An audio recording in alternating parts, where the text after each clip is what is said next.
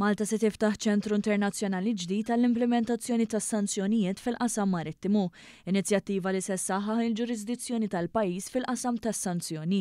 Dan tħabbar mid-Deputat Prim Ministru Ministru għall-Affarijiet Barranin Ian Burge fid-diskors tal-estimi tal-Ministeru fil-Parlament.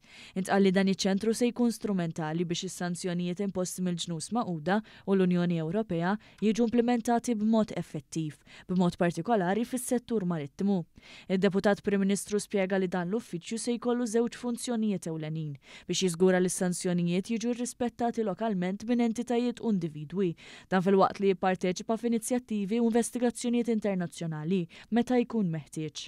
Dwar dan One News tkellem mal-Ministru Ian Burge. Dan iċ-ċentru li qed nipproponu u l-imsieħba tiegħu huma msieħba ta' peace. Jiġifieri għandek il-UNODC, il-Kummissjoni Ewropea, pajjiżi li qed jersqu l-qudiem tal-Istati Uniti, il-Ġappun, il-Ġermanja u oħrajn. Bażikament meta ser ikunu qegħdin jingħaqdu magħna f'dan iċ-ċentru, allura hemmhekk wieħed jaqsam l-informazzjoni f'ħin reali. Inizjattiva bħal din qed tagħti għajnuna diretta lill-intrapriżi lokali biex jaddattaw għal dawn il-bidliet internazzjonali u jirnexxu.